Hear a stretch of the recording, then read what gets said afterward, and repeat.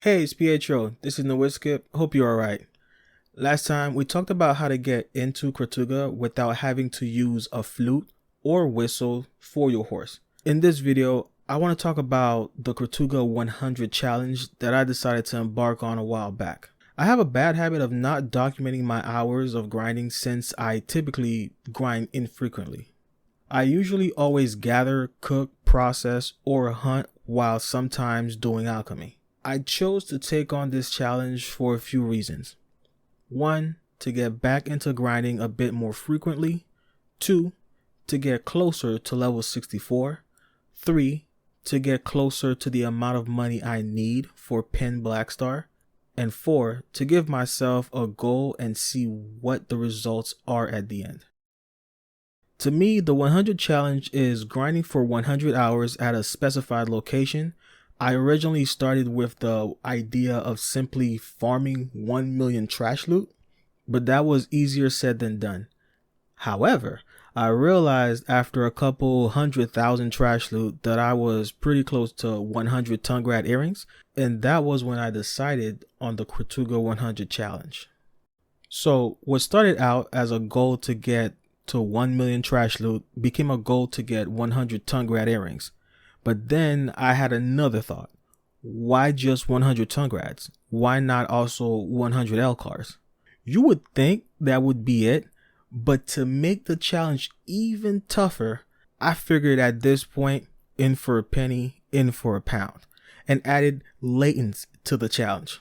But with my trash per hour, along with the rate of both the event and drop, it's obvious that won't happen within 100 hours. With a bit of padding though, to alleviate that it can still be a true 100 challenge, I decided on 100 hours, 100 Tungrad earrings, 100 Elcars, 50 latents, and for a bonus, 500 purified lightstones, 1,000 sealed black magic crystals, 2,000 forbidden books, 7,000 ancient spirit dust, and 50 billion silver in value.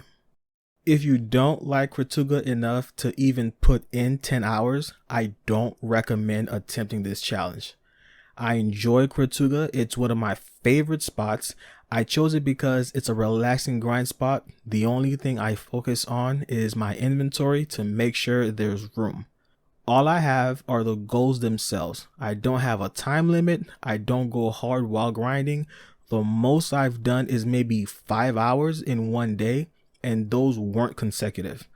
Plus, I take a break for a few days here and there and then go back.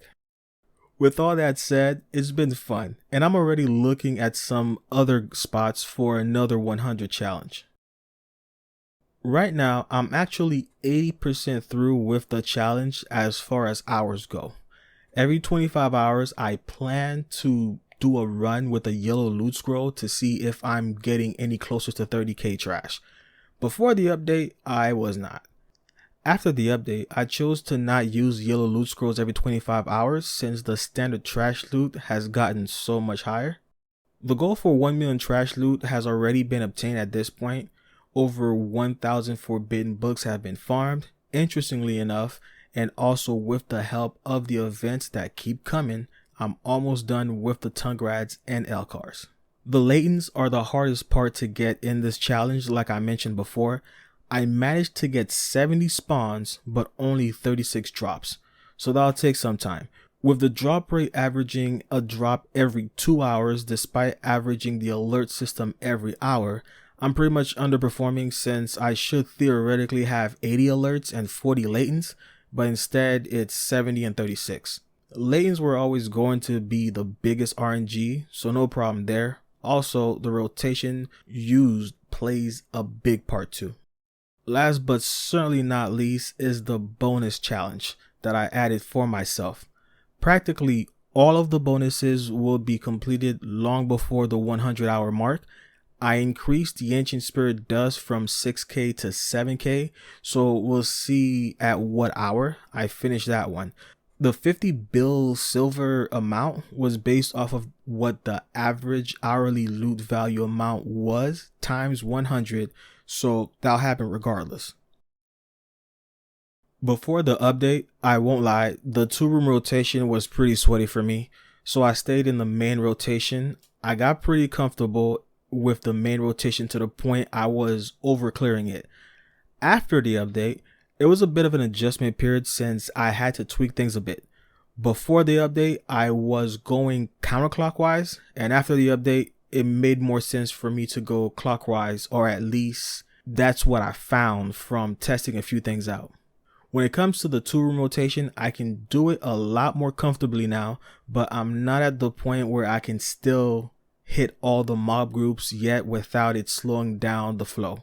I'm currently omitting 5 groups when I do the 2-room rotation. It took a while to get comfortable enough to pull off 30k, but I was finally able to get it. Of course, things can be changed to better optimize the rotation. Obviously, if you're playing a meta class or a class that performs well here, then main rotation probably won't be enough for you depending on AP. I'm not sure how Succession Ranger does here either. If you're wondering what classes do well here, I've seen Warriors, Valks, Musas, Guardians, Novas, and Zerkers. I'm sure there are other classes that can do just as well here, but I haven't seen them or know about them. When it comes to gear, this is what I'm rocking. The only thing that changed from when I started was that I changed my offhand from Kudum to Steel to Nesser, then back to Kudum. Before the update, changing from Kudum to Steel increased the drop amount from 20k to 22k. I then switched to Nesser because of the critical hit and the plus 50 extra damage, which did help me hit 24k a few times. But with the changes, I ultimately went back to Kudum. Aside from that, the artifacts that I was wearing at the start were monster damage artifacts with an EXP Lightstone combination. The crystals were EXP as well. I later switched to crystals once I had a combo that worked for me. It didn't happen in here for me. If you're in the 2-room rotation, then someone might come into it and ask you how long or just switch. I haven't experienced any Duel For Spot here on the regular channels anyway. I don't know what this place looks like now on Arsha. The few times I went, I always found a spot, but of course you should be ready to PvP the minute you get a drop, since it'll notify everyone and they'll probably come to say hi. Since I'm trying to just grind in peace, I don't go to Arsha, but it was active before the update, so I'm sure it is now as well. Yeah, that's the Kratuga 100 challenge, and this is the 80% update. I'll be back with the 100% sooner rather than later. Leave a like to let me know you enjoyed the video, and comment if you need any more specifics or if you've done something like this in the past. I find it funny that before I started this, a Pen Black Star main hand was 95 to 100 bill. When I started the challenge, they were 140 to 150 bill. Now that I'm almost done though, they're 150 to 170 bill. My biggest mistake was a while back when I went for Pen Awakened Black Star and got it. At the time, I didn't know that ranger damage, whether it was Awakening or Succession, was based off of mostly their main hand, because of course it is. Anyway, thanks for watching. See you in the next one. And keep grinding out there. Make a goal for yourself. Bye.